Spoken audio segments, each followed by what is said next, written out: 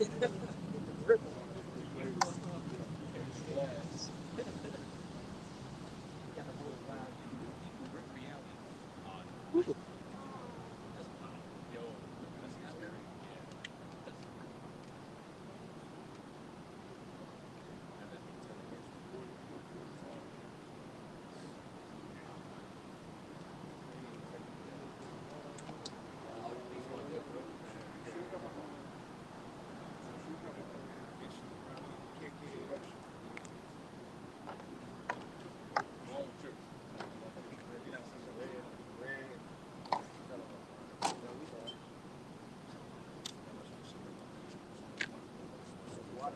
Yeah.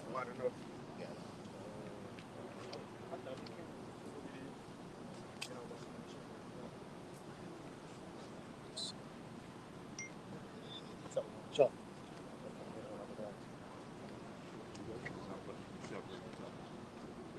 I'm gonna put you on some one real quick. Shit, they got a couple of them. Then they got like probably 5 or 6. They just sent that, man. I read, all right, come.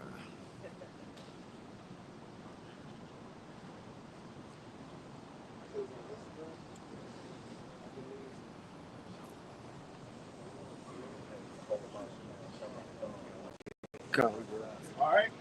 Shalom. Shalom. First and foremost, we want to give all praises, honor, and glory unto Yahweh, Ba'ashem, Yahushua, Ba'ashem, Hakudash. and double honors unto the apostles and elders of Great Millstone. Shalom. As well as the men that taught them, and peace and blessings to all you walking out there, pushing this word with all truth and sincerity. As well as all you believers out there who believe in the gospel. And this is a couple of brothers from the Great Millstone Houston Church.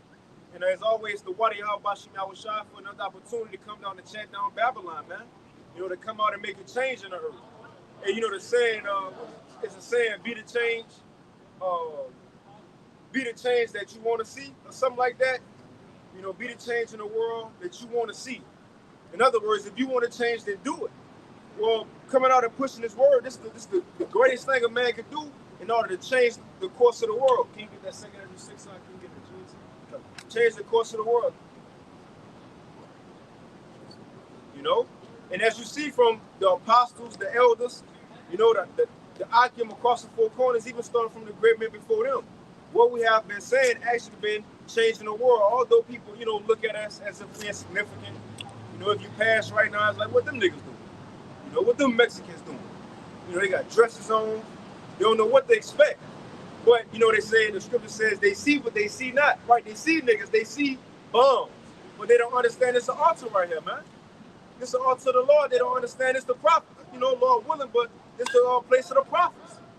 See, we know what's going on, and all we have to do is speak this word. It's changing up the world. Not everybody want to talk about the Bible. Not everybody want to talk about prophecies and pull precepts.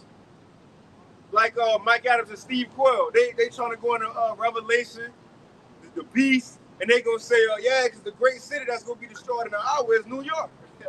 Like, no, it's all of America, man. You know, but the go ahead. Now you got it. No, I meant to bring it up last night, but did you hear about Bill Gates saying that the Israelites are black? He came out and said that Bill Gates saying that the Hebrew Israelites are black. So yeah, the world getting into it now because of the prophets out here, you know. But yeah, that's shaking up the earth, man. Literally, you know. This is Second Ezra chapter 6. It's breaking down strongholds. What you got to go to? Second Ezra chapter 6 in the GNT, verse 11. Can you read that heading too? In the headline for this, it says, the signs of the end. The signs of the end. And what's the context of this? Ezra's kept asking, Lord, when we go get out of captivity as Israelites? He said, well, Esau will be the end of the world. Now he about to give them signs of the end of Esau's world. You got it, bro. Second Ezra 6 and 11 in the GNT. Lord and Master, I said, please hear my request. On that earlier night, you showed me some of the signs of the end. Now, please show me the rest. That's Ezra speaking. You got it. It says, stand up, he said, and you will hear a very loud voice. If the place where you are standing is violently shaken, while the voice is speaking, don't be afraid. Right. So look, he said, look, when the voice starts speaking and giving you the signs of the end, and the ground starts shaking, don't be scared. You got it. It says the message will be about the end of the world. Because this message is for the end of the world, just to show you the impact of this gospel, man. The impact of this truth. Now, this is the GNT right here. But what it was told to Jeremiah, I think it's like Jeremiah 1 and maybe like 8 or something like that. If a brother know, but the Lord said, once I put my word in your mouth, you're going to have the power to break down kingdoms. You know? Break down kingdoms, so on and so forth. Now, look, it's nowhere read that Jeremiah went to the wall of the Babylonians, you know, started shooting slingshots and trying to break it down. All he did was prophesy. That's it. The power of the word. Can you read that again? Get it? It says the message will be about the end of the world, and the foundations of the world will understand. Can you read that again? Can you read it again? Yeah, come. 2 Ezra 6 in verse 13, stand up, he said, and you will hear a very loud voice. If the place where you are standing is violently shaken, while the voice is speaking, don't be afraid. The message will be about the end of the world, and the foundations of the world will understand. The foundations of the world will understand. See, the world will change with this message. Just like the Lord said, his word go down like water. Whereas the word go out, the zeitgeist, the spirit of the world, the spirit of the age start changing, man. It goes along with the word. It even started shaking up. Just to show, yeah, this word shakes up things, man. Even when it said in Ezekiel 37, we came together, it gave the analogy of a shaking. Things happen, things change. You know, if I got that in Jeremiah, you got it. Come, this is Jeremiah 1 and 9. Can you start a verse? Okay, come. Jeremiah 1 and 8. But be not afraid of their faces, for I am with thee to deliver thee, said Yahweh by Shemaiah. Then Yahweh put forth his hand and touched my mouth. And Yahweh said unto me, behold, I have put my words in thy mouth. See, I have this day set thee over the nations and over the kingdoms, to root out and to pull down and to destroy and to throw down, to build and to plant. Right, all from the word being put in Jeremiah's mouth. This is the ability that he had to break down kingdoms, to destroy strongholds, beliefs. And ultimately, how you breaking down the kingdom? Once you speak prophecy into existence, things got to come to pass. You know, like once upon a time, Yahweh told, you know, them, look, 70 AD go come, the Romans go come. You know, you got prophecy of Rome eventually falling and coming. Time goes on, kingdoms fall, man. Just like as we out here, we bringing the end of Esau's world into existence. And you know what? That's the first sign. We're going to keep reading this a little bit, but that's the first sign the Lord gave Ezra on to show you was going to be at the end of Esau's world. Truth was going to be laid out across the world. That's where we at right now. You have something? Okay, come. You got it. So get it right now? 2 Ezra 6 and the end of 15 again in the GNT, it says the message will be about the end of the world, and the foundations of the world will understand that the voice is speaking about them. Right. They will tremble and quake because they will know that they will undergo a change when the end comes. See? So as the end of the world comes, this word continue to go out, the world is about to make a change. The world about to make a change, man. And it's going to be a drastic change, too. It's going to go from people being comfortable every day to everybody just in seconds, minutes, living in an atmosphere like you've never been in. You never even seen this on a movie. Again, when the Lord, even Yahweh had the quote and say it's going to be a time like never before. If Yahweh had to pull a precept, that means you know it got some kind of impact to it. Right? It says, not since, in Mark 13, it says, not since the world began or until the end will no time ever be like this. And you know what? It's beautiful that the Lord got us here in America because we go witness. And that's another reason why we go laugh and smile. You know, these people walk around here all day playing, comfortable, right? Worry about party and, you know, the BS, distractions, Diddy. Oh, about the famine. You got a famine coming. That's been engineered. Think about how much Americans eat. Eating is like a staple here. You wake up, you what? Breakfast, you eat. And it's not just that you eat a healthy breakfast, because breakfast really you breaking your fast, right? You breaking your fast, you really should start with like a smoothie, fruit, but you got Americans say they'll start with like a donut. That's really a dessert. Donuts, bacon, so on and so forth. But then you have brunch, skip lunch, brunch. You got to eat before lunch, then lunch, then dinner, so on and so forth. Snacks. Then the snacks, powdered donuts, you know, shit like that. But not even that. Considering big events, what's the main highlight of the event? Eating. A graduation. After, well, where we eating at? Even a funeral. Eating after. Everything you do is all what's going to happen to these people when the Lord strip all those things away? Complete chaos. Let's get back to that. I can think of the Lord about to take everything from these people. One, he going to take away answers. They ain't going to know what's going on. Two, he going to take away food and drink. So they're going to physically be starved out and put all that with a lack of sleep. If you got a lack of sleep along with all that, come on, man. You got it, Doc. 2nd Ezra chapter 6, verse 17, GMT. When he said this, I stood up and listened. I heard a voice that sounded like a roaring river. It said, the time is near when I will come to judge the people living on the earth. I will punish those who have hurt others with their injustice. Right, and this going into Esau. The Lord calling on Esau. Go up in the chapter. Who kingdom is falling right here? The Edomites' kingdom.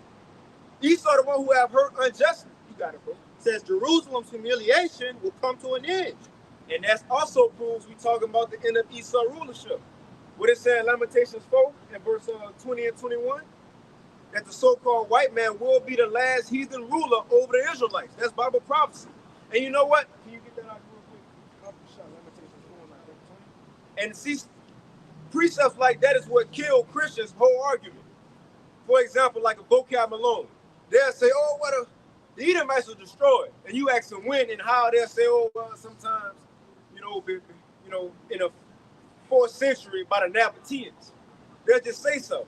They don't give no specifics, but according to Bible prophecy, this is going to be a big event.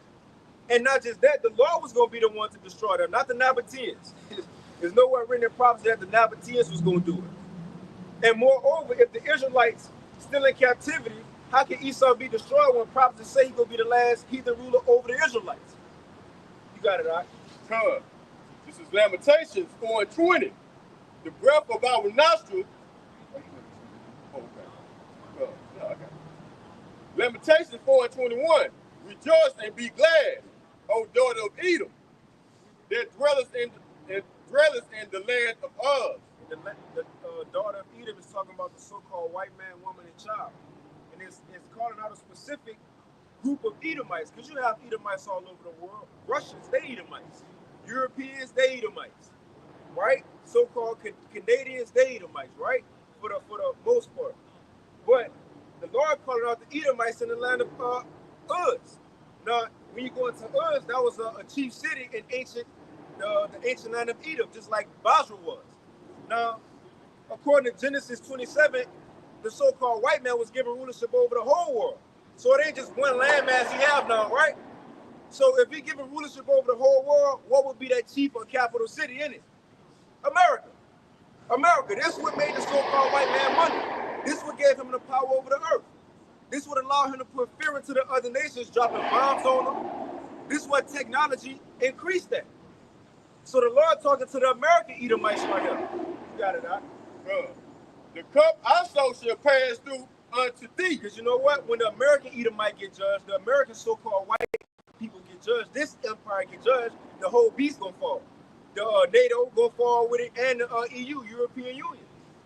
So everybody gonna fall when the Edomites of the land of Uz, all that great seed of America fall, man. This is Lamentations 4 and 21. Rejoice, be glad, O daughter of Edom, that dwelleth in the land of Uz. The cup also shall pass through unto thee. Thou shalt be drunken, and shalt make thyself naked. Right, the Lord said the cup also will pass through unto you, meaning what? Judgment. That's that Deuteronomy 30 and 7. That all these curses go upon our enemies. But the main one is slavery, man. The wrath of the Lord, that's going to come upon you. Now, the Lord calling out Edom, but watch what he about to say. And this is going to prove that Esau will be the last heathen ruler over the Israelites. Because once the Israelites get out of the Edomites' captivity, and the Israelites are who? Modern day so-called blacks, Hispanics, and Native Americans.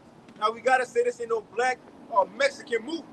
We've been scattered for hundreds to thousands of years, so we can't look like any nation, but the majority of our people will look like so-called blacks, Hispanics, and Native Americans, right? You get that last verse, huh? God. This is Lamentations 4 and 22. The punishment of thine iniquity is accomplished. O daughter of Zion. He said, the punishment of thine iniquity is accomplished, O daughter of Zion, which that's the Israelites.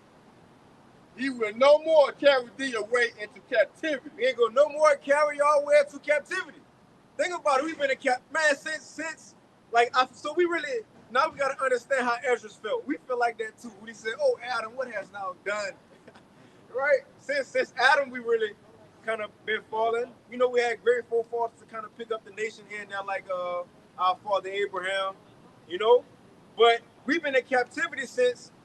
Oh, also King Solomon, the Babylonian Empire, the Assyrian Empire for the Northern Kingdom, but the Babylonian Empire, the Medo-Persians, the Greeks, the Romans. Then over here, 1492 and 1619, still in captivity. All these years still in captivity, but the Lord said it's finally over with. But when is going to be over with? When the so-called white man ruling. Again, see, both Captain Christians can't get around prophecy. He have to still be here according to the Bible. It's written that Yahweh was going to come back to an Edomite rule kingdom.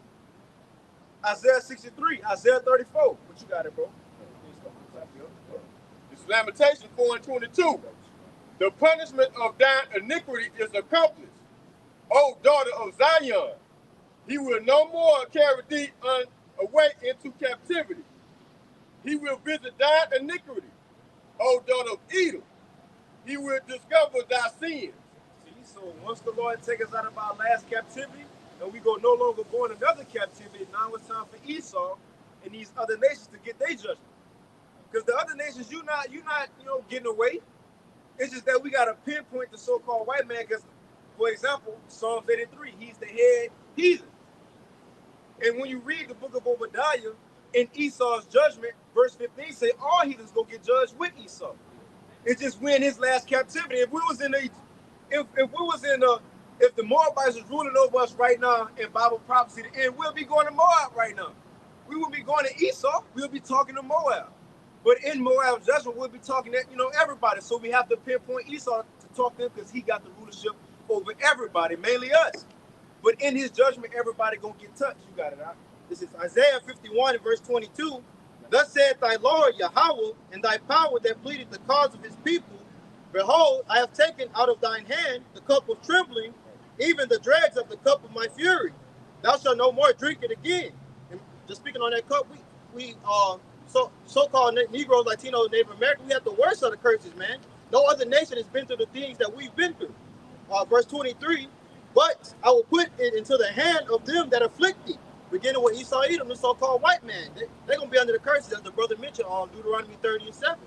It says, which have said to thy soul, bow down, that we may go over, and thou hast laid thy body as the ground, and as the street to them that went over. So, at the end of the day, these curses are going to be upon Esau, Edom. They're going to have to go through the dregs, how we went through, man. They're going to have it bad, they're going to have no mercy upon them. You got it? And the Lord wrote a beautiful story, because who would have ever considered this, that niggas, Mexicans, Hispanics, we're going to get our payback on all these nations. The whole time I was reading Bible prophecy. The whole time. But you got what you got, huh? This is Baruch, chapter 4 and verse 31 in the GMT. It reads, misery will come to those who mistreated you and then rejoiced when you fell. Misery will come to those cities that made your children slaves. Misery will be the fate of Babylon, that city which swallowed up your children. And just a point to make, how it says Babylon spiritually, if we keep reading, that's directed to America. Verse 33, it says, just as that city rejoiced when you fell and took delight in your ruin, so now she will mourn when she herself is distressed. Verse 34, it says, I will turn her proud boastings into mourning and take away her large population in which she took pride. Verse 35, here's the point. It says, I, the eternal power, will send fire down on her, and it will burn for many days. Her ruins will be haunted by demons for a long time to come. So going into how the brother started off in Lamentations, that's soon going to be, all those pleasures are going to be taken away. Now these people are going to be found in a difficult situation. Basically, what they've reaped, that's what they got to sow now. So, like you mentioned first, going into us being in their hands, mistreated, slavery, that took place. So they have to pay for that. But the Lord also made a point, which is different from what happened in ancient Babylon. He said, I'm going to send fire upon this place, which is going to burn for many days. Like it talks about in Revelation, the 18th chapter. It's only going to be dwelling with demons, and unclean spirits, But that's the point. A recompense is coming to these heathen nations. There's no escape on that, man. Yeah. You get those prophecies, man. That's what proves it. That's the anchor of what we saying. That's why the Lord got brothers, the apostles, elders, and brothers so confident. It's the prophets. It's not us. It's what the Lord said, because you can't get around that. You see? I think it was matter of fact, yeah, let's get that. You can get that real quick. This is Obadiah 1 and 15. Now remember, this Esau judgment. But in his judgment, everybody gonna get called out. For the day of Yahweh is near upon all the heathens. This is Obadiah 1 and 15. For the day of Yahweh is near upon all the heathens. As thou hast done, it shall be done unto thee. Thy reward shall return upon thy own head. For as ye have drunken upon my holy mountain, so shall the heathens drink continually. All the heathens, man.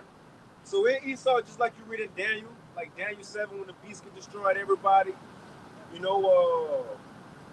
not that don't mean all nations will get hit by fire. That's just talking about as far as this whole system, this whole makeup of a governing system. The NATO ain't gonna be no more NATO Article 5. Not everybody. Article 5, they say you come against one NATO member, then that's like you coming against all. After Yahweh Shai come back, you ain't gonna have no still NATO groups with their military say we gotta go get him, man. He broke Article 5. No, it's gonna be done with. Ain't gonna be no more European Union, Putin, which they not of the beast, but ain't gonna be no more Putin, Kim Jong-un. All that's gonna be over with, man.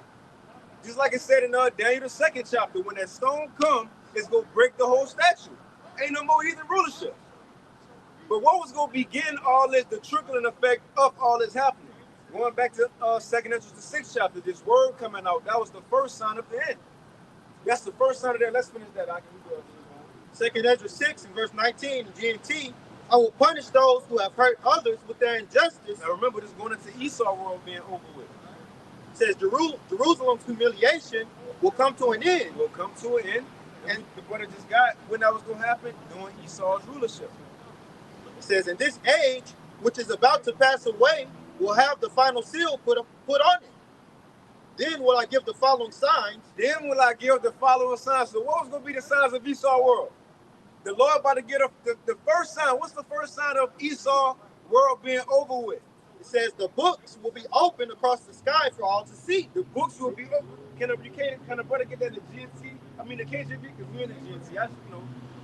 Because in the KJV it says that the books shall be open before the firmament. You right? Man, that's the internet. The whole world, the truth have filled the whole world, man, and it brought forth Esau, his empire, his age to an end. It all goes back to Bible prophecy. 2nd Ezra 6 in verse 20, and when the world that shall begin to vanish away shall be finished. See, so when Esau world become many tech or you forcing, when the writing begin to be put on the wall and it's clear it's over with, what's going to be the sign of the Lord give to show us that, man? It says, then will I show these tokens. And token is a sign. It says, the book shall be opened before the firmament, and they shall see all together. Come on, man. The book is going to be open before the firmament. The truth go. 2nd Ezra 6 and I think 28. We in that. Right? Yeah. Let's read that. Just to show we in that time. The books are open before the firmament. The truth out. Like Apostle Paul said, because he was in chains. I think he said this when he was in Thessalonica. I wrote the letter to the Thessalonians. But he was in chains. He was in jail. He said, yeah, because I preach the gospel of the Lord, I have been bound. He says, but the word of the Most High is not bound. For example, today they could delete our videos. They could suppress brothers' views. You see, but you still can't stop the word from going out. It's already out. They say the cat out the bag. Right, prophecy out the bag, the truth out the bag. You can't stop it no more. The apostles always gave the analogy of a buoy. You got a buoy in the water, right? ball or something, as much as you push it down, eventually it's gonna do what? I don't care how much, eventually it's gonna pop up. And you know what's crazy? The further you push it down, the more force it's gonna come out the water with. That's what happened. Look how much time, money, the so-called white man, these heathens, put into keeping us down, keeping us dead as a nation. That's Psalms 83, Revelation 11. Oh, Judith the 5th chapter said the same thing. It says they know as long as we won with our power, they can do nothing against us. But once we won with our power, we can overtake them. They understand that, man. So that's why Esau here set up school systems to teach us about some bullshit, some, Christopher Columbus and, George Washington had wooden teeth. Shit like that ain't gonna help us. Tell us we blacks, Native Americans, and then when we grow up, the only things we know, get a record deal and talk about killing your own people, talking about committing adultery, or going to the NFL, NBA. If not, then just sell drugs. Do something. Find something to do. Or just be a bum. What you say? Get a little job. Right, yeah, and the little job. I got a little job, I'm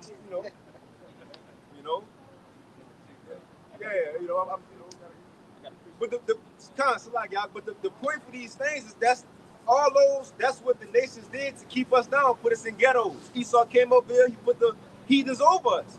But that's why it's spirit coming on them that we rising up through the spirit. All this time and money and resources they put in, the Lord still rolls us up, man. You got it, bro. This is Matthew chapter 24 and verse 14. This is Yahweh Shah speaking. It says, "And this gospel of the kingdom shall be preached into all the world for a witness unto all nations, and then shall the end come." And that's the days that we're in. Like the brother brought out, the word is going to go forth throughout the firmament, the internet, which is a witness unto all nations, so there's no excuse. There's no such thing as an excuse as somebody saying, "Oh, I didn't know." Some way, shape, or form, you're going to come across it.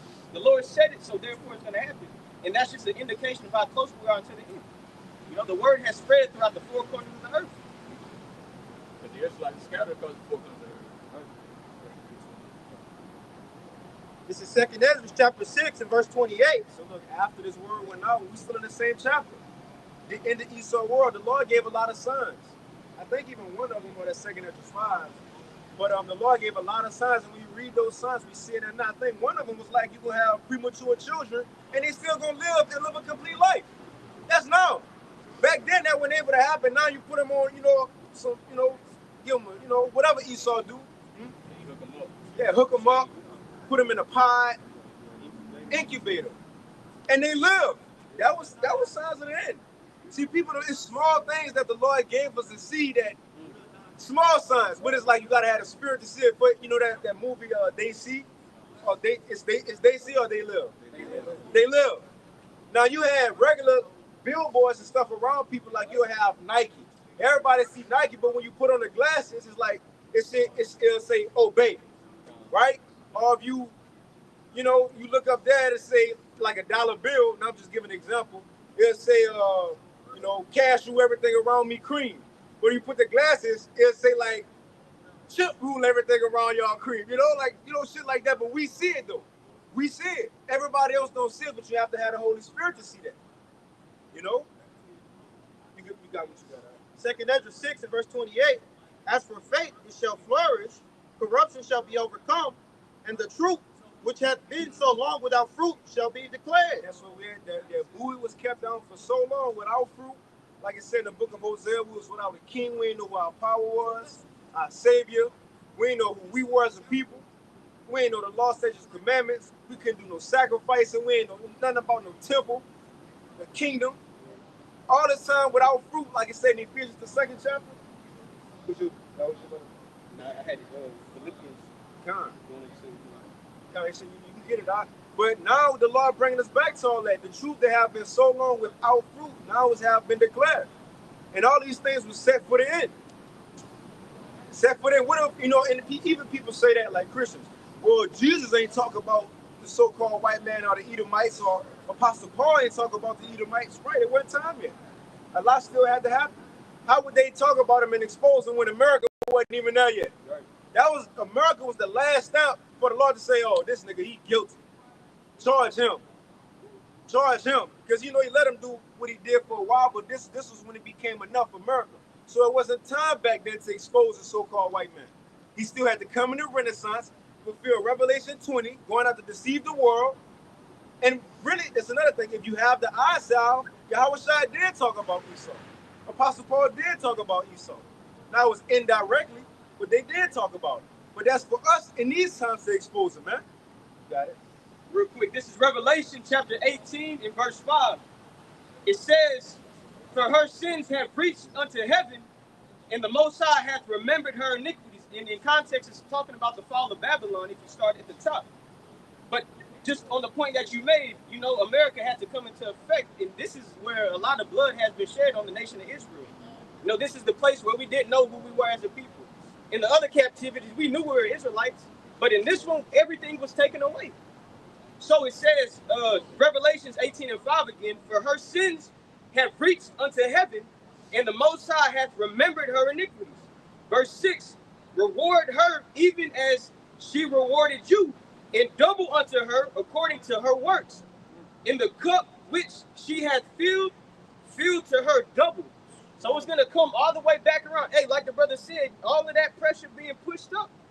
Now now we finna see what the Lord was talking about. Their iniquities have been remembered and they reached the heavens. So that's why they're going to get judged in that type of way. Like it mentions in Sirach, the 36th chapter, the Lord is going to bring new signs on how he's going to judge these heathen, man. That was a good guy. Because you know why? And that's cool because I thought of that Daniel 9, as you said, that as he go judge these heathens, he go judge them in a new manner that the world haven't seen before. But that's what he did to us. The world haven't seen what we went through as Israelites. Daniel 9, he says no other nation or the world haven't seen what he did to Jerusalem and Israel. So he judged us with some new, going on slave ships. That was some new stuff. Buck breaking, like all of that shit, man. Like they fought the afflictions. They did more, you know, they went above and beyond, man. You gotta pay for that shit. Come on, man. So when our power, he begin to judge these heathens, it's gonna be new things he gonna do to even top what they done to us. You got something? Now, the brother put the precept about how the iniquities of Esau have basically went to the heavens. So the Most High has Esau in his mind to destroy him for the things that he has done. And we said the Most High required that which is past, but the Heavenly Father set up prophets to expose this man for what he did. And the judgment that's coming, this is Job 20 and 27, the heavens shall reveal his iniquity, and the earth shall rise up against him. So the heaven revealing his iniquity, that's the prophets, you know, speaking by way of the internet, prophesying against this. All right, and even you have those of his own, who said they shall make their tongue to fall upon themselves. All right, all these things are on the internet. That's why they say they wish that it was never created. All right, because ultimately it's going to be the downfall of this book. All right, this truth and this word spreading is the downfall of Esau. That's why he's in fear, man. Think about Esau.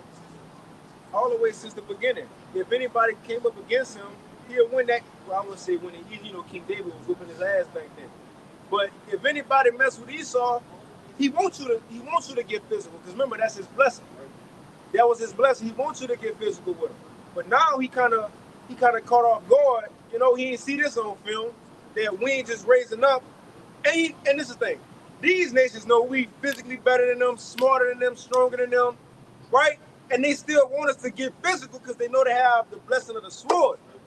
The thing is, now that these strong people, these intelligent people rose up, they ain't getting physical.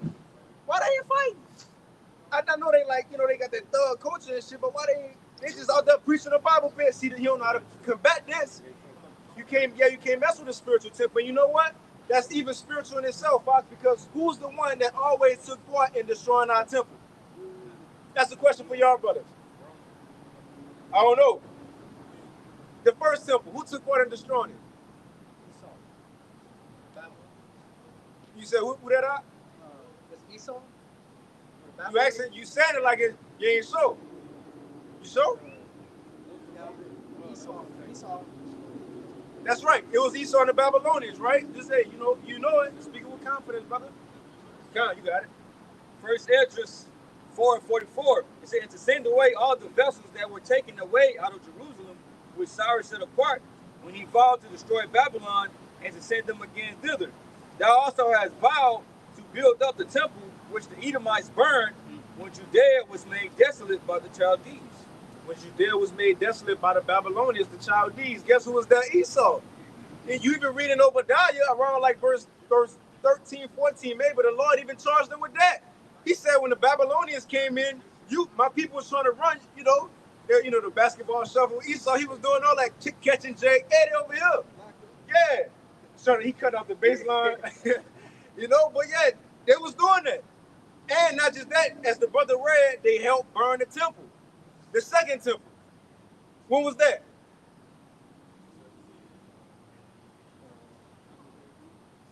70 AD. Who did that? Esau. The Romans, the so-called white man. Not even at the third temple. The third temple. Now the third temple. See, can you get it real quick out Ephesians 2 and 19?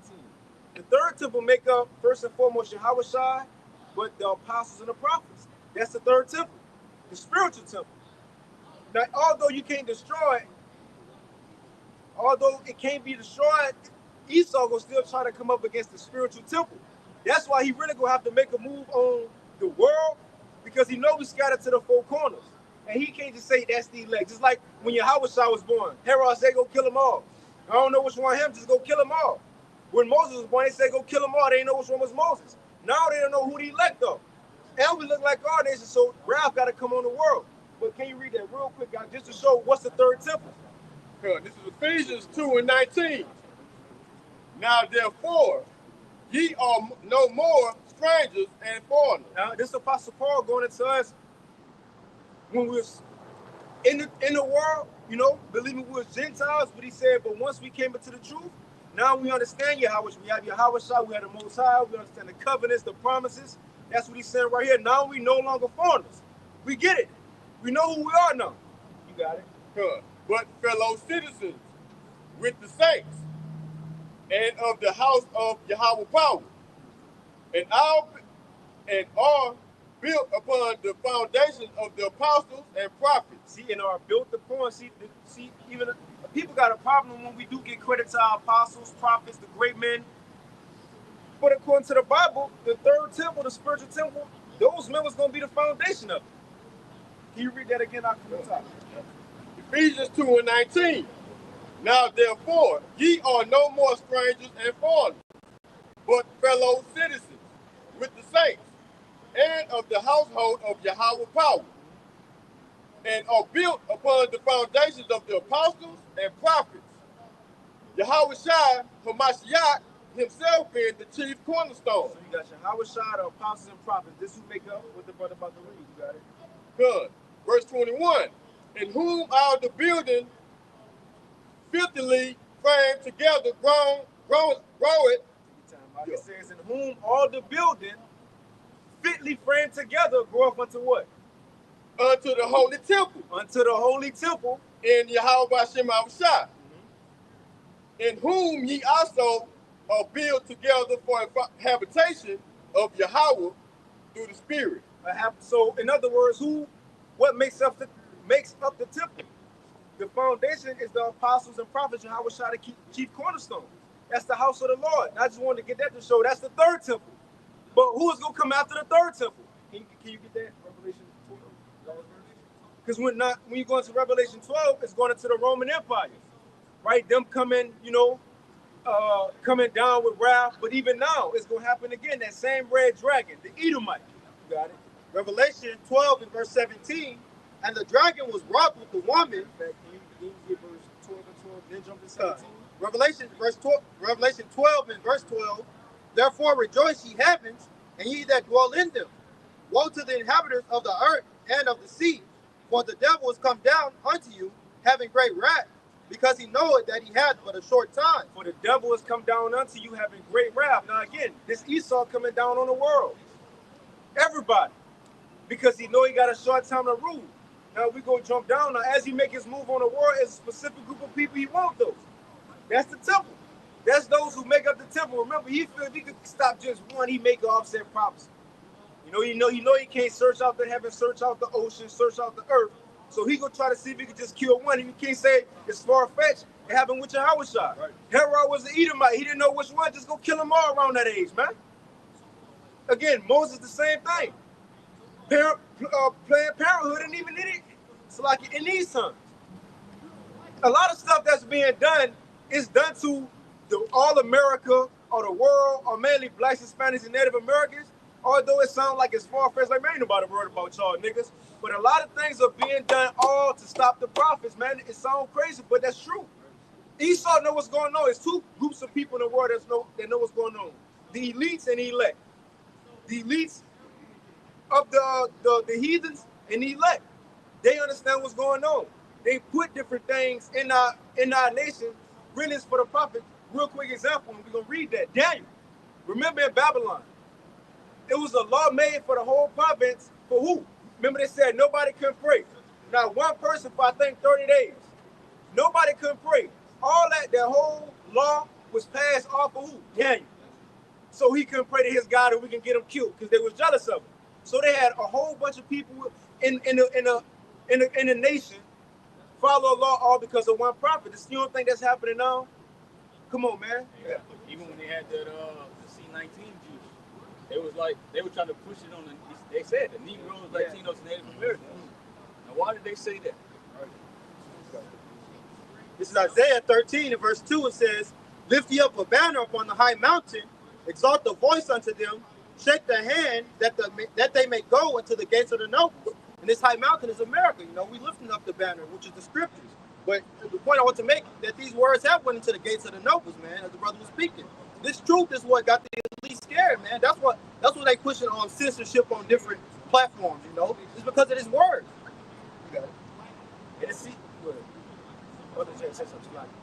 and that's the thing, we already know what they talk about in their meetings, and we're gonna go back to that Revelation 2. But that's what putting fear into them. The Lord, bro, have brothers out here speaking things that's not on mainstream media, that is not on an article. We may be saying things that is only said at their round table in their meeting. And they may be watching the video because they got to be watching it according to the precept, right? And Revelation, the second chapter, said it was watching us. I mean, not Revelation, it's like Wisdom of Solomon, the second chapter.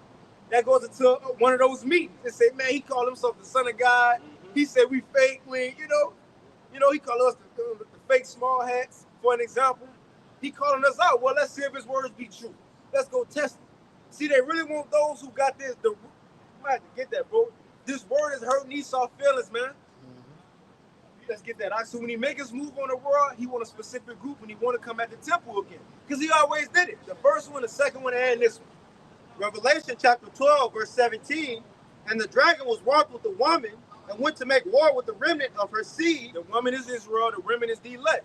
It says, was keep the commandments of the Most High and have the testimony of Yahushua Mashiach. See, and who got the truth? That's the ones he really want, who follow the ways of the Lord and who got the testimony of Yahushua, man. Because you know what? Esau a fugitive. He guilty right now, right? And usually with somebody, they go into court and you about to be convicted. Like the evidence stacked against you, we got a witness. Between that time of you being convicted and your trial, sometimes they got to put that witness in like witness protection or something like that. Or have protection around the wire. Because the nigga who guilty, he gonna try to kill him or rob him, you feel me? Rob him or kill him to, man, don't testify against me, man. Don't get up on that stage and testify. That's what Esau doing now. He was able to bribe some niggas so they can stop pushing the truth, right? Pay him off. But ultimately, he want to kill those who truly testifying against him, who bringing it out.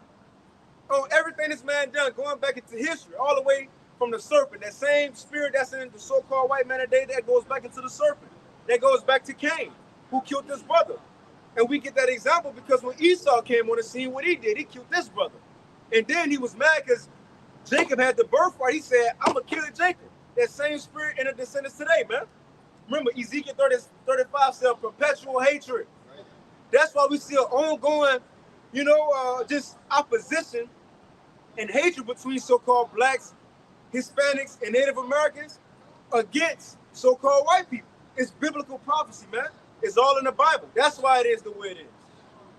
Out of all nations, these are the main two characters in the world, in the movie. The Israelites and the Edomites, man. That's why it is like that. And so now that we finally bringing out the truth against him, it's the end of the movie. That's what the action is. That's like even in the womb with Jacob and Esau. It was always a conflict. They weren't fighting off of the skin color. It was a spiritual thing going on, just like it is today. It's all spiritual. You ask a white person why you hate niggas, man. You don't know. They really don't know. It's in their spirit. It's in them. Now, if we was to ask the elites, they could give a more detailed answer. They could say because y'all niggas got the birthright. You know? Because that's why. Because it says when Esau knew that Jacob was about to get the birthright, he said, "My father about to die. I'm gonna kill this nigga. I'm gonna kill him." Because if Esau would have killed him, he would have got his birthright back. And that's what he's trying to do with this NWO. This digital world, he's trying to create his own birthright. That's what he's really trying to do. Have dominion over the world, over the people, call the shots. As what we gonna get just by the promises, he gotta force that. He have to force that. But let's get that 2 Thessalonians out. The 2 Thessalonians chapter 2 and verse 3. Let no man deceive you. 2 Thessalonians 2 and 1. Now we beseech you, brethren, by the coming of our Lord Yahushua Mashiach, and by our gathering together unto him, that ye be not soon shaken in mind, or be troubled, neither by spirit, nor by word, nor by letters as from us, as that the day of Yahushua is at hand. Subject matter is the day of Yahushua. You got it. Verse 3, let no man deceive you by any means, for that day shall not come, except there come a falling away first, and that man of sin be revealed, the son of perdition. Apostle Paul said the day of Yahushua cannot come except two things have to happen. He said that he had to have a falling away first, which we as Israelites, we did fall away from who we are as a people, even cast out of our land. Like it said within Jeremiah 17, you ain't got to get it, discontinue from our heritage, right? Especially after 70 AD, that's when it really began over here. But what's the other thing that had to happen? It says the man of sin had to be revealed, the son of perdition, man. And again, this is also why Yahushua his ministry wasn't focused on the so-called white man and calling Edom out. Apostle Paul, he wasn't focused on calling Edom out. It wasn't the time for that. Now is the time for it. You got it out. Verse 4 says, who opposeth and exalted himself above all that is called God, or that is worship, so that he as God sitteth in the temple of God, showing himself that he is God. Right, in complete opposition against the Most High. And what other nation is that? At least these other nations had a respect for our power, even after he judged them or something. For example, Nebuchadnezzar, he was like, hey, y'all power, we all powerful, all praises to Yahweh, man, after the Lord judged them. You had Cyrus, these other kings who had respect and allowed our people to do things in the name of our power. But Esau showed no reverence to the Heavenly Father. Everything is in complete opposition. Changed the Heavenly Father in Yahweh's image, blaspheming the angels, completely changed the doctrine of gospel, changed his people, so on and so forth. And now you over the Lord people. And not just that, it says he's sitting in the temple of the Lord. Even spiritually looking at it, now the temple of the Lord was over there in Jerusalem, the land of Israel. Who over there right now? Esau sitting over there, the so-called white man. He over there. This is the son of perdition who had to be exposed before Yahushua could come back. And you know why? It was going to be the nation who was going to be ruling before the Lord come back. Got it? Verse 5, 2 Thessalonians 2 and 5, it says, remember ye not that when I was yet with you, I told you these things. It says, verse 6. So Apostle Paul, remember I told you this last time. And now ye know what withholdeth that might be revealed, so like it that he might be revealed in his time. Read that again. 2 Thessalonians 2 and verse 6. And now ye know what withholdeth that he might be revealed in his time. For the mystery of iniquity doeth already work. Only he who now letteth will let until he be taken out of the way. See, so if you understand Apostle Paul, because it's kind of written in Book of Eli and Braille, if you got out of spirit, he is talking about the Edomites right here. He's talking about the so-called white man right here as we read, the son of perdition. But he said, look, as I told y'all, it ain't time for him to get exposed yet. The time go come when the Heavenly Father will expose him. Apostle Paul got that. He even knew we had to fall away again. This because, the church was waking up, a lot of, churches under him and disciples, believers. He knew that wasn't the end. He knew that wasn't it. So this is the time the so-called white man had to be exposed, man. You got it. I spoke about him in Romans 9. Vessels of wrath fitted for destruction. 2 Thessalonians 2 and 8. And then shall that wicked be revealed. And key words, and then. So when the Heavenly Father done with this man, as we got, when the word begin to go out, and then shall that wicked be revealed. Got it. It says, and then shall that wicked be revealed, whom the Lord shall consume with the spirit of his mouth, and shall destroy with the brightness of his coming. Verse 9, even him whose coming is after the working of Satan, with all power and signs and lying wonders. Right, so it's not a bad thing when you hear brothers say the so-called, we won't too much say it as much now, but a couple of years ago, like those old Israelite videos, the so-called white man that the Bible speak of, they say that, like, well, the Bible say that, right? The physical counterpart of the devil is the so-called white man, so you the devil that the Bible speak of. Apostle Paul said it right here. You came in the energy. I think that's that word in the G. That's what it is. Kind of, everybody want to check. I think it is. Right? But Power? It might be Dunamos. let's see. What was the word for power? Power. What was you ready again? Power. Yeah, you was right.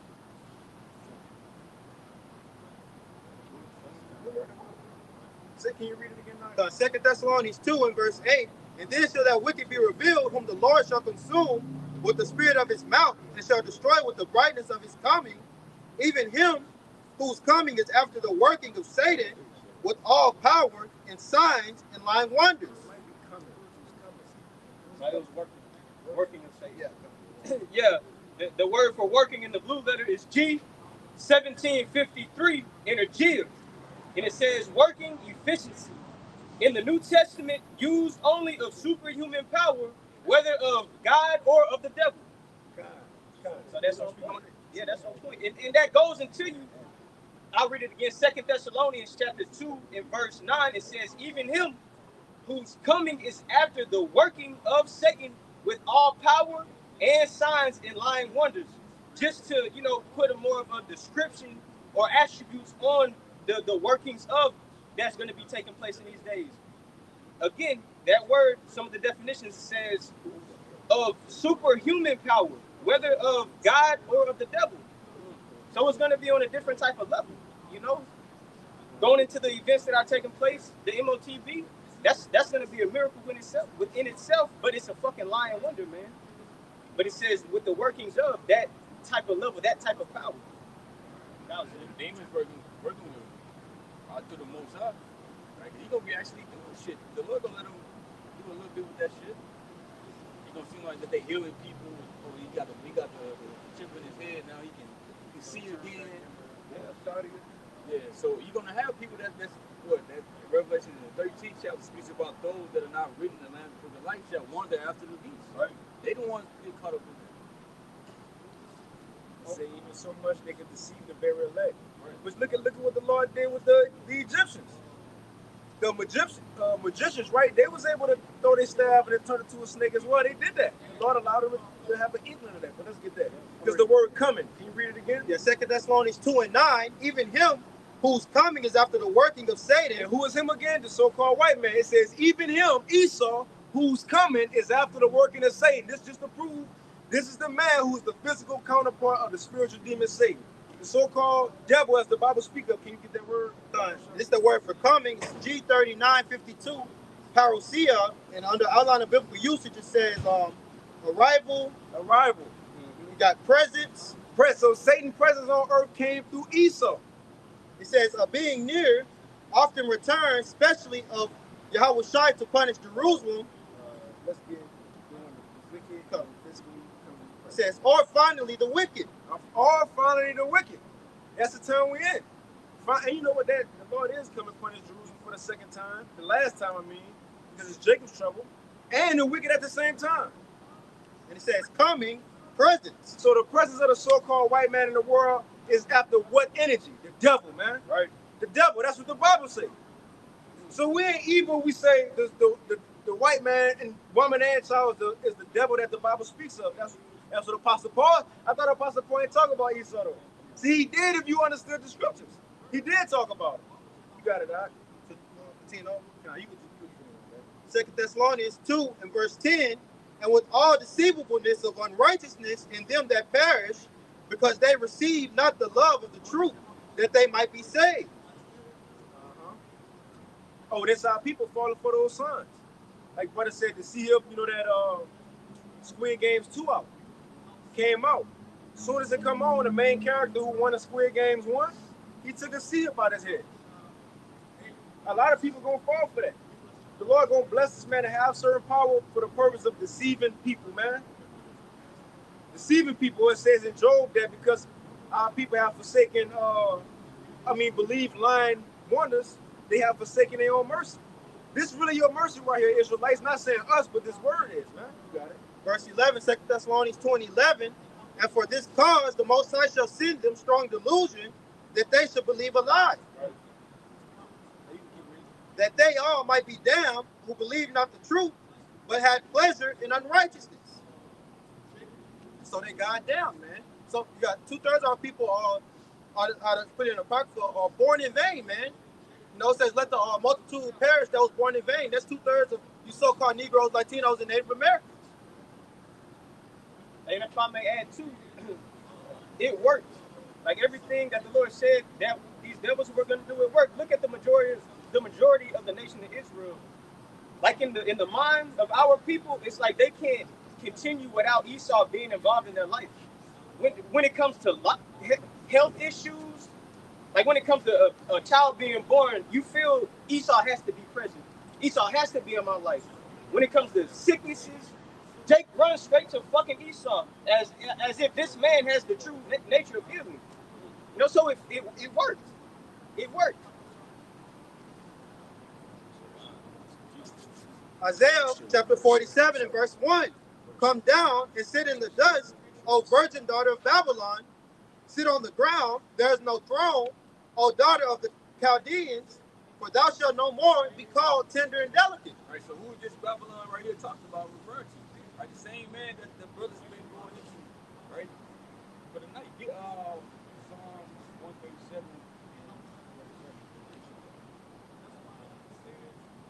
Psalm 137. Right, because Babylon is being ruled by Esau.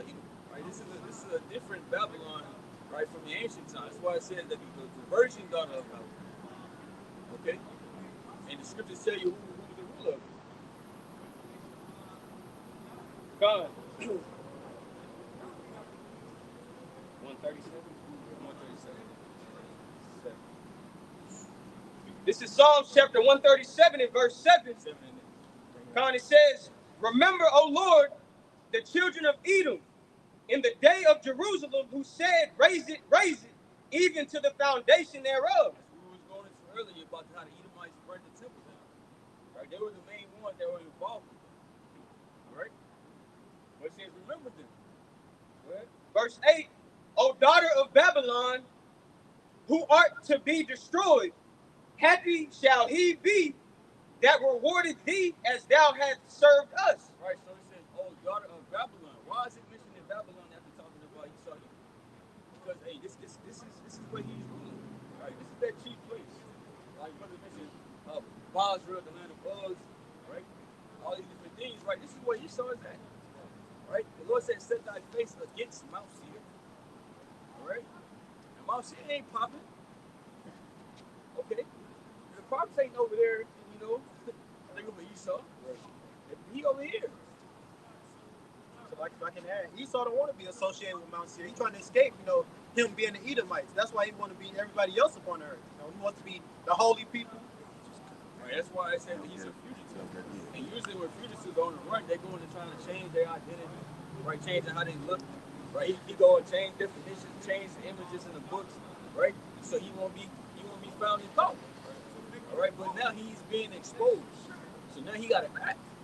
He got to do something. Okay? So that's why a lot of things are starting to speed up, because the both sides putting it in his man's mind to act. All right?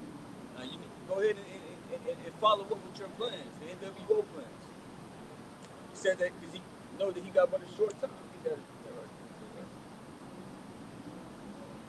All Right? Because when the prophets are raised up, that's usually the end of a kingdom. And we're prophesying the end of this place, right? We share the words of the Heavenly Father, and these words are going to come to pass. Because it's not our words. Right? If they were just man's words, hey, this it will fail. All right? But the Lord set us up to speak His words. This is Revelation chapter 12 and verse 12.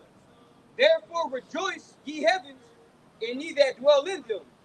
Go to the inhabitants of the earth and of the sea, for the devil is come down unto you having great wrath, because he knoweth that he hath but a short time. Right? The devil, right? We saw Edomites, right?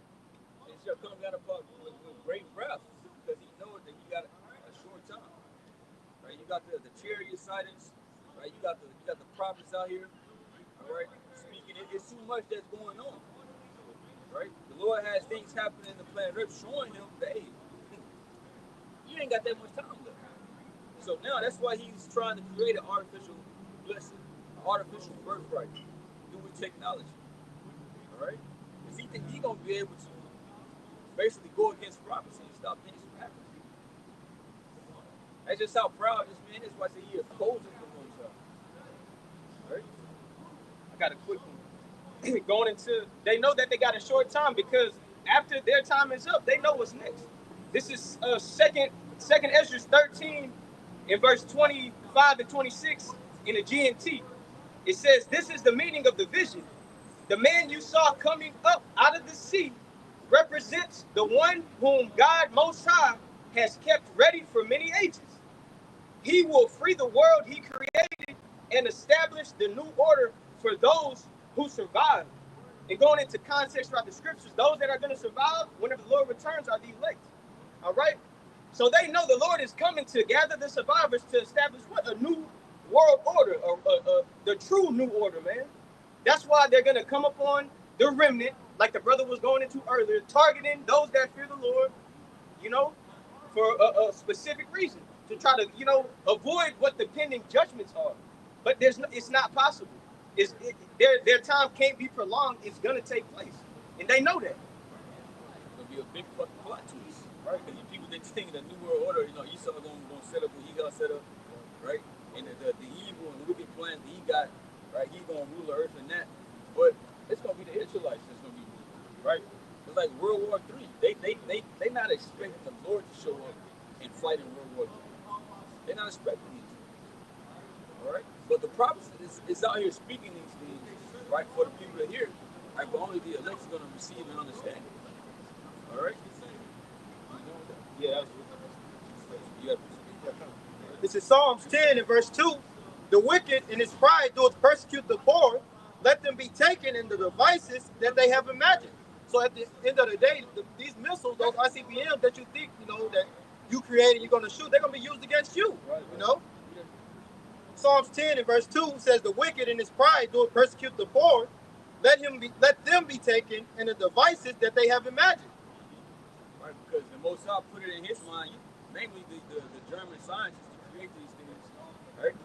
But they created it, with pride. Like, we got this weapon of mass destruction, and we'll use it against any fucking body, right? But now, this weapon is in multiple hands. And he didn't know and have it in mind that damn, this is going to be the very thing that's going to destroy you. This is what the Most High is going to use against you. All right? People reading the Bible, talking about the lake of fire, this and that. It's talking about America, right? This place will be on fire. That's why America is, Babylon the Great, right? It says it's going to get the same type of judgment as Sodom and Gomorrah.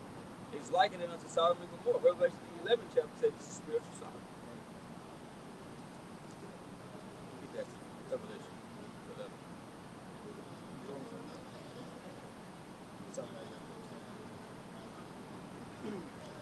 11 and 8. This is Revelation chapter 11 and verse 8. "And their dead bodies shall lie in the street of the great city, which spiritually is called Sodom and Egypt, where also our Lord was crucified." Right, so their dead bodies shall lie in the street great city, right? The dead bodies is talking about the Israelites being dead, spiritually being in a dead state from not having the truth, from not having the Holy Spirit, that breath of life. Okay, read again. Revelation chapter 11 and verse 8. And their dead bodies shall lie in the street of the great city, which spiritually is called Sodom and Egypt, where also our Lord was crucified. Right, spiritually called Sodom and Egypt.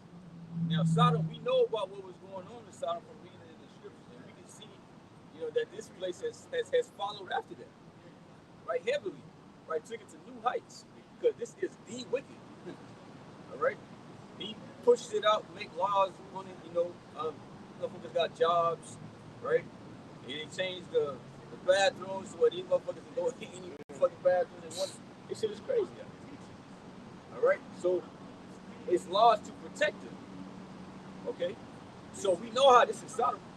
Then it says spiritually Egypt as well, because back in Egypt you had, the northern kingdom and southern kingdom, basically all tribes.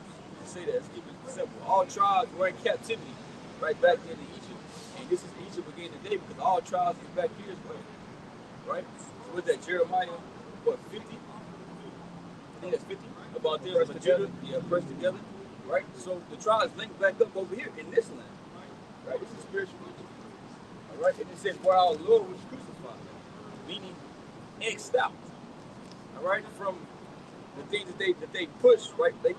Christianity, all right? They set him up as being a so-called white man with that stringy hair, right? And the doctrine that comes with that ain't know what the Lord talking about, all right? Everything is against the Lord, right? Right in this side. This whole system, all right? That's why it speaks about, Babylon the Great, roughly paraphrasing, speaking blasphemy. Just like he was speaking blasphemy against the Heavenly Father. And he's doing it each and every day. All right?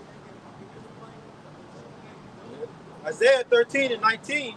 And Babylon, the glory of kingdoms, the beauty of the Chaldees' excellency, shall be as when the Most High overthrew Sodom and Gomorrah. Right. So Babylon's going to get a destruction likened unto Sodom and Gomorrah. Now, when you go into the ancient Babylon, right, and how they fell, it wasn't like this, right? You can just look it up in history. How did ancient Babylon, how did it fall, right?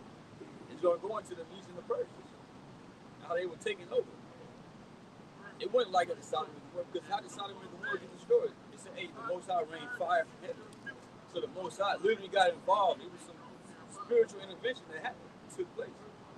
All right, so in like manner, fire is going to rain from heaven again, but by the way of those Christians. You got something? Back up the brother. The ancient Babylon ain't fall by fire. This how it happened. This Daniel chapter 5 and verse 24. Then was the part of the hand sent from him, and this was the writing. And this was the writing that was written, many, many tekel, you farson. This is the interpretation. Many the Most High have numbered thy kingdom and finished it. Tekel thou weighed in the balances and are found wanting. It says, Perez, thy kingdom, talking about Babylon. It says, Perez, thy kingdom is divided and given to the Medes and the Persians. Then commanded Belshazzar, and they clothed Daniel with scarlet and put a chain and gold on his neck, and a proclamation concerning him that he should be the third ruler. That's the point. And in that night was Belshazzar, the king of the Chaldeans, slain, and Darius the Median took the kingdom, being about 62 years old. So, but just to show it ain't happened by fire, you still got people in Babylon today.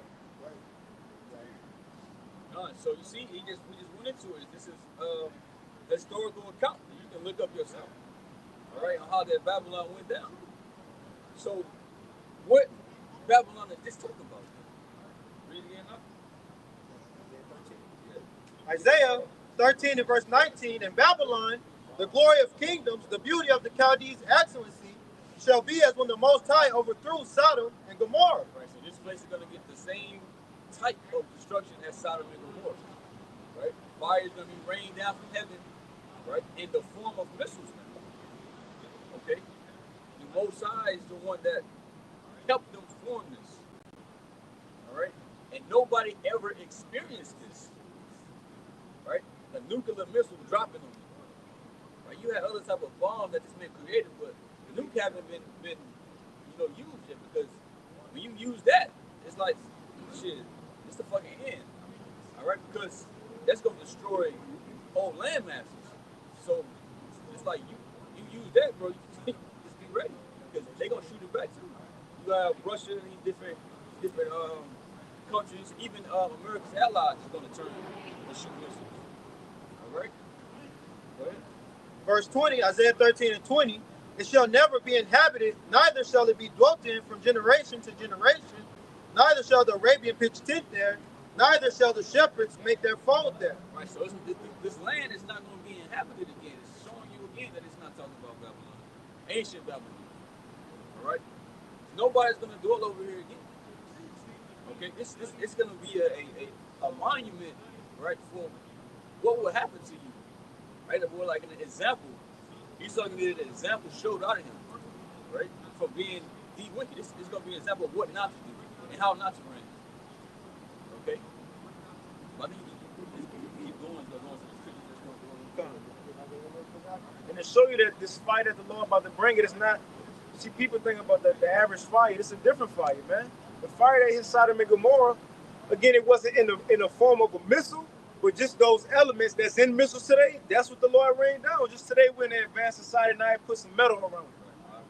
Fire and brimstone. And have brothers ever seen the documentary of Ron? His name is Ron, R-O-N, Wyatt, Y-W-A-T-T. He kind of do like biblical with his excavation. Yup, he went to Sodom and Gomorrah and he tested the sulfur. And the sulfur, he said he never seen no sulfur like that in the world. It's 99.99% pure. Ain't nothing like it. Pure sulfur. But the point is, you went up to it and still had the shapes of buildings, but as soon as he touched it, it just, that's it. You can't stand nothing like that. Everything is just dust, crisp.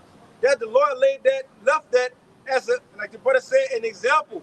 How much more America? Right. Get that. You got that right. All right, hold on. You finished? Oh yeah, you just finished that. Isaiah 13 and 21, but wild beasts of the desert shall lie there, and their houses shall be full of doleful creatures, and owls shall dwell there, and satyrs shall dance there, and the wild beasts of the island shall cry in their desolate houses, and dragons in their pleasant palaces, and her time is near to come, and her days shall not be prolonged. Right. So certain creatures that are able to live in these certain conditions are going to be dwelling over here. All right. So there ain't gonna be no people. It's not gonna be no inhabitants. You're not gonna have that one Edomite left, come up and he can start building again. All right. No, it's not gonna happen. Because they all will be taken into captivity, as prophecy says. Right. And it said the time is near to come, and we are closer than ever. All right. Read that up. And that's for sure too. If you have a bunker in America, that's not gonna save you either. Because what that's cold what the brother just said. When the smoke clear, nobody gonna come out their bunker in the dust and see all the creep. Nobody gonna survive that. If you're in the soils of America, man, the Lord gonna pierce through them that shit, man. You speaking about the bunker? I remember y'all went to Thursday Live, how they was getting the food up the shelves and taking them on the ground and stuff like that. Yeah, that's all the recalls. All the recalls, brothers been saying. Think about all these recalls, right? It's kind of like all the recalls. They're doing it for a reason. They're taking all that food, saying it's recall, and stocking up the bunkers for the government. The stores can't even do nothing about it.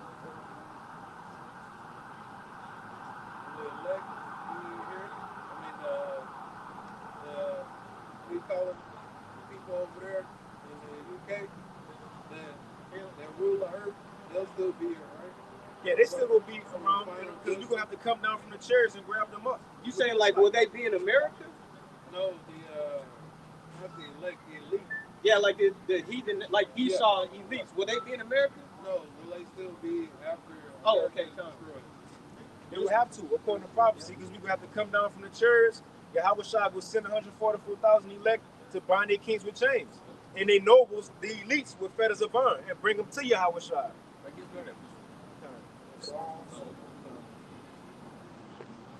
Because we gotta have slaves in our kingdom, right? If we destroy them all, who's gonna work for us? Right? Esau is the main one. This is Psalms 149 and verse 8. Well, I'm sorry, verse 7 says, to execute vengeance upon the heathen and punishments upon the people, to bind their kings with chains and their nobles with fetters of iron. Blow up one. Come. Psalms 149 and verse 6, let the high praises of the Most High be in their mouth and a two-edged sword in their hand, to execute vengeance upon the heathen and punishments upon the people. Right, so this is what's going to happen unto the heathen.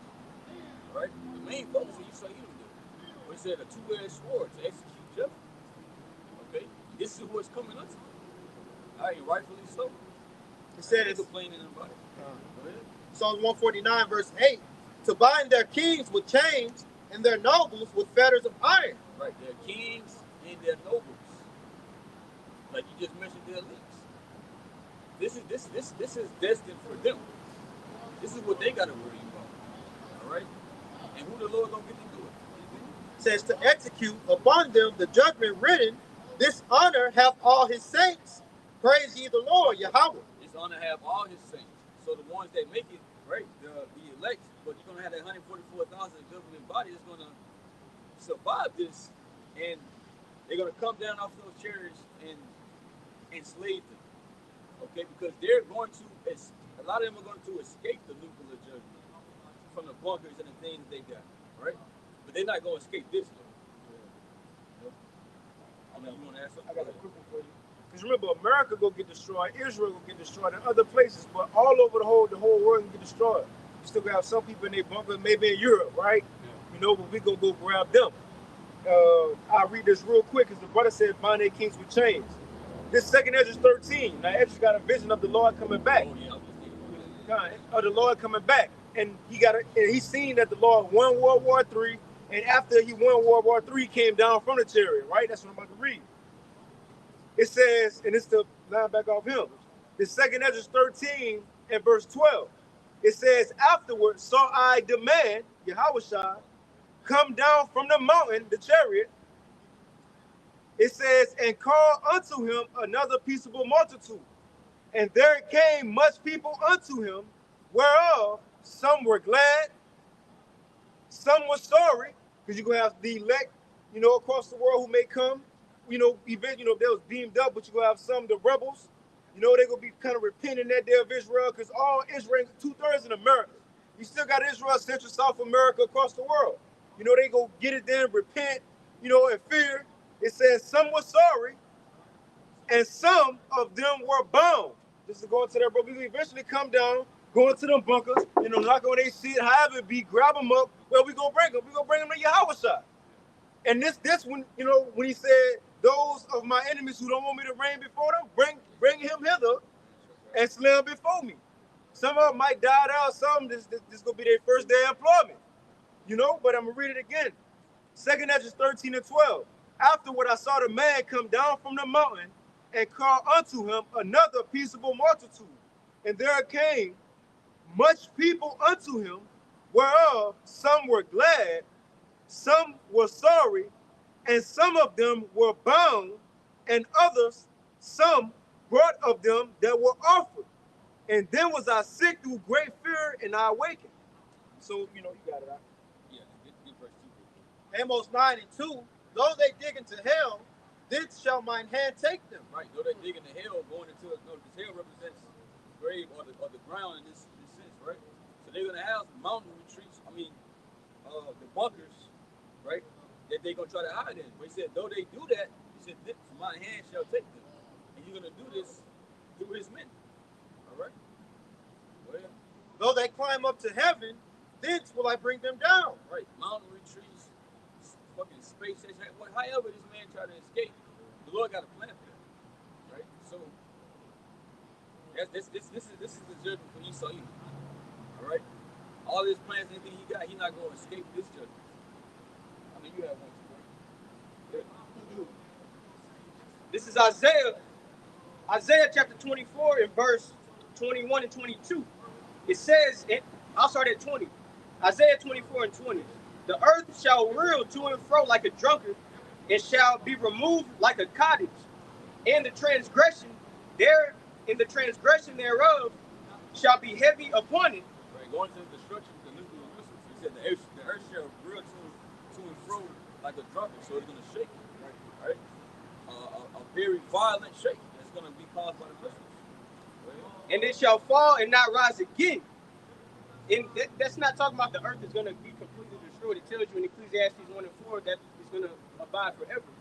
But verse 20 now, it's verse 20, 21. It says, and it shall come to pass in that day that the Lord shall punish the hosts of the high ones that are on high, and the kings of the earth upon the earth. So going into your elites.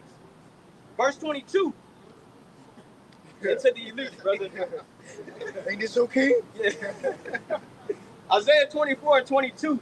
It says, and they shall be gathered together as prisoners are gathered in the pit, and shall be shut up in the prisons, in the prison in many days and after many days shall they be visited. So going into the high ones, the elites, the Lord has it already planned out. They are the ones who are going to be snatched out and start slavery, take place in captivity first. Yep. And then after that, they will be destroyed. Right? We saw into the prophecy in Obadiah. Right? And how it said they try to hide in the pit, them bunkers. There's nowhere to go, nowhere to hide, man. Is that when they say that's the rocks fall over you? Get that, go back to that, Sodom and Gomorrah. Con.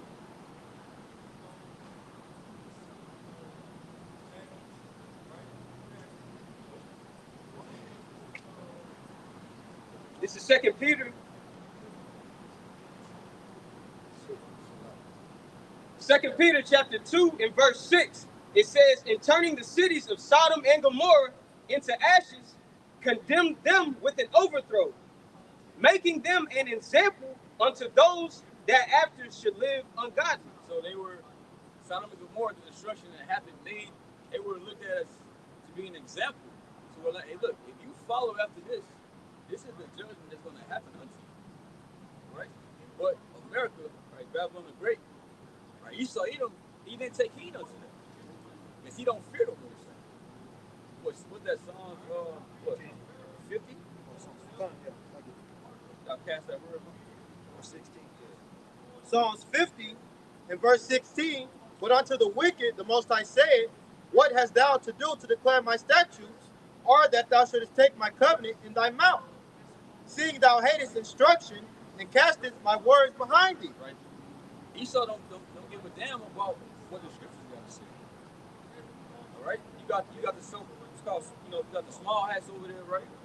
They not following these scriptures. What said those that what's it? I think it's Isaiah 26:10. You got that? Okay. Go ahead. Isaiah 26 and verse 10.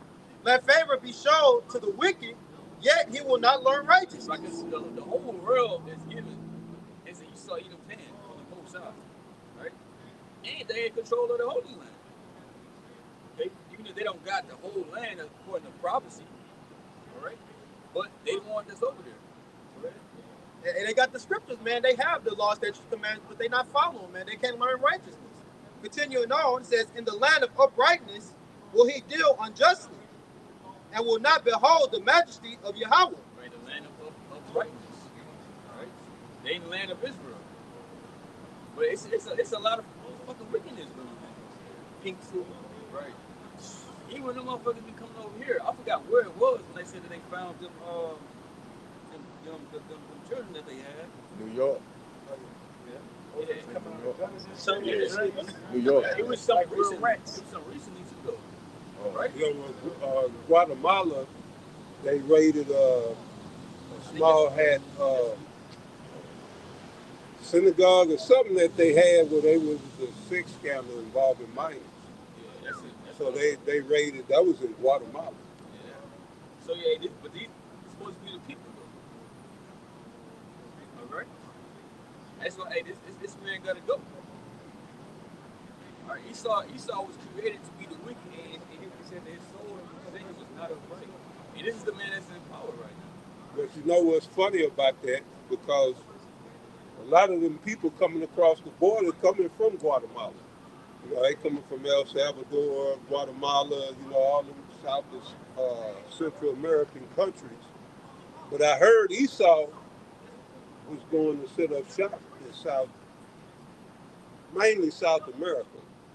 And that's just hearsay, but when that story popped up, I thought about it. I said, them motherfuckers, yeah, they sending the Northern Kingdom up here. They know this is, like you said, the elite know judgment coming up here. They gonna be down in South and Central America. But wherever they at, we gonna go find them. You know, that's where Hitler went. Hitler went down to Argentina and shit.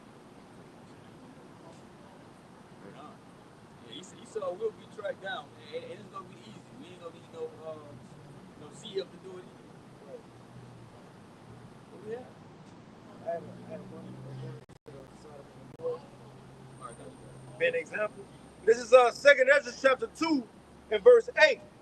It says, woe be unto thee ashore. Now it says ashore. But we know nations could take characteristics of other kingdoms, right? And be likened unto it, like America is spiritually what? Sodom and Egypt. It's also spiritually in Syria. So on and so forth, because the same things go on. But what the brother been going into, what's one of the main offenses other than the Israelites being oppressed?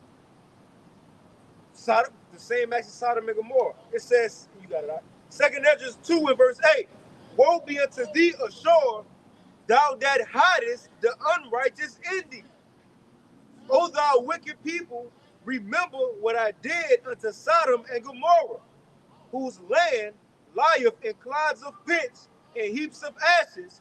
Even so also will I do unto them that hear me not, saith the Almighty Yahweh. right. So you better remember what happens to the last motherfuckers. Right? Last security guard. Yeah, you better remember. All right. You can read about it, to look it up in history, right? But like you say, Esau is proud. He thinks the Most High didn't harden his heart like he did with Pharaoh, right? Because this is the new Pharaoh. All right, so where he actually thinks he got a winning chance against the Most High, right? Of changing prophecy, right? Or stopping himself from being destroyed and going into captivity. All right, but just like Pharaoh's heart was hardened, right? Pharaoh ultimately got destroyed at the end. Right? And this is what's gonna happen to Esau. Right. This is Jeremiah chapter 49, and I'm going to read verse 10, and I'm going to jump. Jeremiah 49 and 10. It reads, but I have made Esau bare, I have uncovered his secret places, and he shall not be able to hide himself. His seed is spoiled, and his brethren, and his neighbors, and he is not. And just going into it, everything that these devils have been doing now is being exposed. So now whenever it's revealed, now therefore the judgments are going to come. Jumping down to verse 13, it says, 49. yeah. Okay, Con. Jeremiah 49 12, it says, for thus saith the Lord, behold, they whose judgment was not to drink of the cup have assuredly drunken. Right, talk about the Israelites, the chosen people of the Heavenly Father. All right? Because the only people was intended for us to rule the earth forever in righteousness. But, the Lord had his plans on how he wanted things to play out. All right? So we had to go through the things that we went through. All right? For prophecy's sake. All right? And art thou he that shall altogether go unpunished? Right, so the Israelites was punished, this severely, right, by way of the Christians. All right? What makes you think that, he said he was going to escape? Right? All right? They're not going to escape. If he can do this to his only, it's his chosen people. What do you think going to happen to you? It says, thou shalt not go unpunished, but thou shalt surely drink of it. Right. So you're not going to go unpunished. You're going to drink of the cup. Right? Slavery, affliction, the curses. All right. You are going to, before you get out of here, man, you're going to suffer. Right? And it's going to be terrible. Even when you go to the parable of the rich man and Lazarus. Right? He was fucking complaining about the hell that he was facing. It's going to be tough on you, dog. Yep. Verse 13, it says, for I have sworn by myself, saith the Lord Yahweh, by Hashem Yahushua, that Basra shall become a desolation, a reproach, a waste, and a curse, and all the cities thereof shall be perpetual waste. going into the point, like the brother mentioned earlier, Basra, that was a chief place of Esau, Edom. That was a chief place of Edom. So in today's time, that's likened unto America.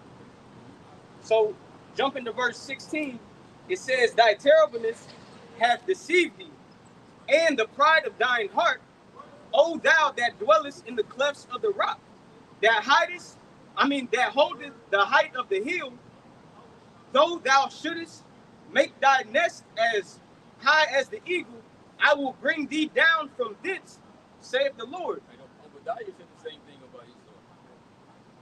All right. So that's talking about him. All right.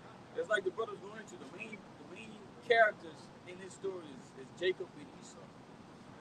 All right. They the one they were promised those two blessings. All right. And Jacob was going to get his afterwards. Esau was going to be first.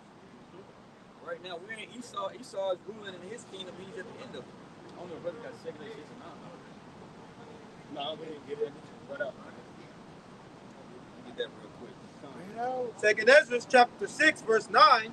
For Esau is the end of the world, and Jacob is the beginning of it that followeth. Right, Esau is the end of the world. Right, his age. Right, this is his rulership. All right, so at the end of him is going to be the beginning, of the Israelites. Right, starting with Yahushua, King David, 144,000, the rest of the Israelites. All right, so his end is our beginning. So seeing Esau fall, seeing this man, be afraid, right? All the particular things, the prophecies coming to pass, that should make us excited. Because we know what comes after them. Right. People think, the world gonna fucking end here, but World War III, gonna be hugging each other, right? Crying, right? But we gonna be happy that this motherfucker is getting destroyed. And like it says in the book of Sirach, 25 and 7, I believe, it'll be a good thing to see the downfall of your enemy. That's something that'll bring you joy, man. Right. Esau 401k getting empty and shit, stock market crashing, all this shit. Yeah, man, all that shit fucking happened. Right, we ain't starting none of this. Yeah, I had a little more in Jeremiah 49. Jeremiah 49 and 17 and 18. It says, "Also Edom shall be a desolation. Everyone that goeth by it shall be astonished, and shall hiss at all the plagues thereof, as in the overthrow of Sodom and Gomorrah, and the neighbor cities thereof, saith the Lord. No man shall abide there, neither shall a son of man dwell in it." Just hitting the point. That has to take place for this man to fucking fall. All right, this whole kingdom that we can see that we built up, for this man's pleasure, this shit is gonna be thrown down and never built up again. So that has to take place, like the brother brought out, 2nd Ezra 6 and 9. Whenever the Lord comes through with the examples like he gave with Sodom and Gomorrah, whenever that takes place, it's over with for Esau, man. And that's the beginning of us. That's the beginning of our life, Isaiah 47, verse 2. Take the millstone. Isaiah 47 and 1. Come down and sit in the dust, O virgin daughter of Babylon. So we know who this Babylon right here is talking about. Right? It says, come down, sit in the dust. Which does represent confusion, but he's going to be brought to a low fucking level. Right? He's going to be put in his rightful place. And he's dust. He's going to be lower than everybody in the kingdom. Right? Keep going. Sit on the ground, there is no throne, O daughter. Right, sit on the ground, there is no throne. You're going to be taken out of your seat of power. Because Yahushua is a rightful ruler. I always said that, he's gonna come and he's gonna have, many crowns upon his head. Right? So anybody who thinks they're in authority, that's gonna be taken away from him. So all this has been given unto the Son of the Heavenly Father. All right. Go ahead. It says, O daughter of the Chaldeans, for thou shalt be no more called tender and delicate. Right, tender and delicate. So-called great place, because also it's a virgin, because no other nation that came over here, and brought war to this place like America did. So he ain't really just been touched yet. All right. But the Lord is going to pop all these things off to where you're going to have this animosity build up so much to where, like we spoke on earlier, that these different nations are going to shoot missiles from this place. The beast shall hate the Lord. These things are going to happen, right? Even if they don't want to, because they know when you shoot the missiles off, like I said, it's going to be a catastrophic event.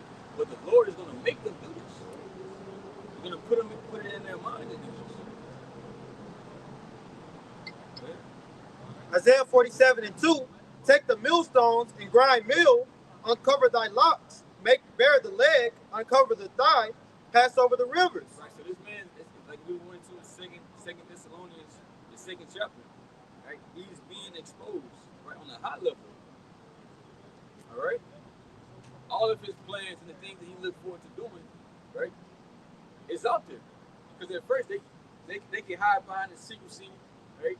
Nobody really knew nothing, right? But the Most High put the Spirit in his prophets, right, to prophesy these things because they've written about it. Right. All right, we know what he tried to accomplish and what he wanted to accomplish. All right, Revelation the 13th chapter speaks about, you know, this Egypt that he wants to implement, that he wants everybody to get, because he wants the whole world, right, in his control to be servants unto him. Right, because once you get that, bro, ain't no telling what you'll be able to do with that, right? To your spirit, right? Because that shit, the way he studied all that shit, he can connect to your fucking nerves and fucking neurons and bro. That shit gonna be scary. All right. But we know that's the end game, because that's what he wants to accomplish, right? But pursuing what Job, what is it, 21, 20 or 21? Yeah, the fullness of his sufficiency shall be in straits. They trying to come into the footers of their sufficiency right now. They looking at 2025. That's gonna be the start of what they think they new world order. See if and everybody going digital. That's the plan for the WF, which, you know, they one of the ones who kind of order the way of, you know, the way the world goes. In other words, but they ready for that. They said 2025 will be the year we going digital, and we ain't waiting on nobody. That's why Elon Musk is popping up, you know, with Trump. And it's looking like that he fucking running everything and taking care of all the affairs. Like, he got his own position that was just created out of thin air. Like, he got a high position. That's what I meant last night. People should be worried because with all of these billionaires coming in, you got these new positions being appointed, which adds to the bureaucracy that's already in place. So you're going to see draconian legislation. So when you create these agencies or these other offices, then they need something to do. So, you know, it's just like, I guess kind of you get a new manager come in at your job and he go extra hard because he want to show that he can get the job. He got to show off for the boss. So that's how when you create these new agencies, which really ain't necessary, but they got to prove that they have some type of worth, so they go extra hard. And so you got the Doge. I think the Doge you had brought up, that Doge is going to be a bitch. What's the acronym on that? Department of Government Efficiency. Efficiency. Yeah, that's Elon, right? Yeah, that Doge, right. Efficiency in what? You know, efficiency in all of the what we talked about last night, the ESG.